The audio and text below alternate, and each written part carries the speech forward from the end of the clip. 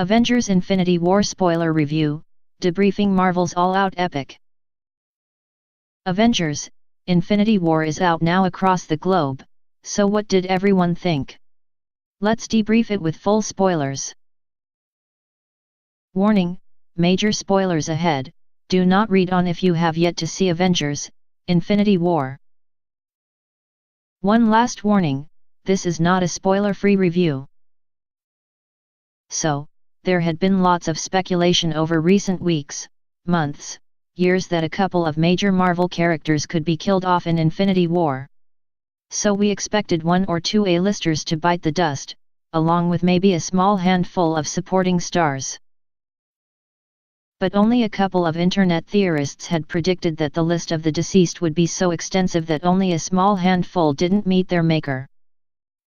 It almost goes without saying that a big chunk of the fatalities will be reversed. Doesn't it? If only from a business standpoint, we've only just had yet another Spider-Man reset, so there's no sense in getting rid of Tom Holland's Peter Parker just yet, and with Black Panther breaking so many records, it stands to reason that T'Challa can't be wiped out forever. Plus Guardians of the Galaxy is coming back for a third movie, so killing that movie's entire cast, except for Rocket and Nebula, seems a bit of a stretch also. But still, even if the longevity of these deaths is questionable, there's no denying that Infinity War delivered.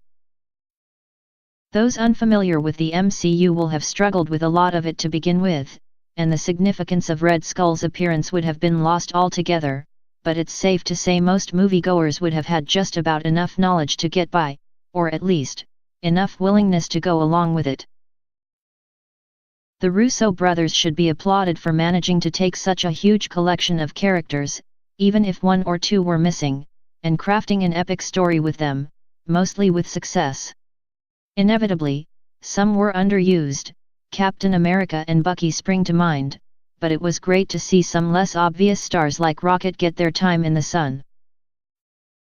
It's not a great one for character development, admittedly. Thanos is really the only one we get properly under the skin of, but taken as the culmination of the last few years' worth of movies, that doesn't especially matter. Those fight sequences really are spectacular, the monsters in the final Wakanda battle being especially fearsome for a 12A certified romp. As for the humor, most of it landed, some of it didn't. The ongoing pop culture references jarred just a little bit after a while, as did the self-aware one-liners about the potential po-facedness of certain elements, but Drax and Rocket were great value as ever, and Okoye generated the biggest laughs, once with a withering look at a fallen Avenger, and once with a great quip about Scarlet Witch helping on the battlefield.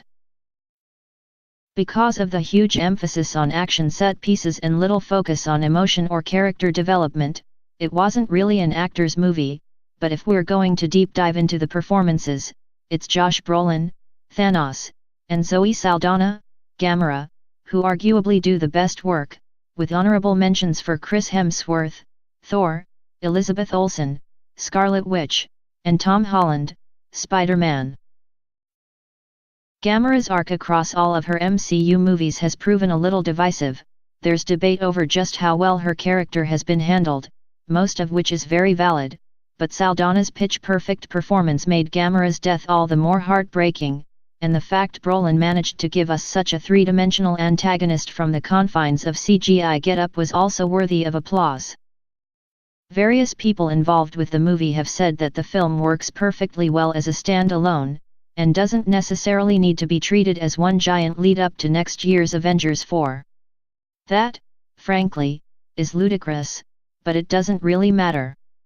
There are enough intergalactic thrills here to satisfy the audience for now, and leave them drooling for a full 12 months over what's to come. Oh, and assuming the job of that end credits sequence was to properly launch the hype for Captain Marvel's arrival, it worked. Brie Larson is coming. Avengers Infinity War is out now.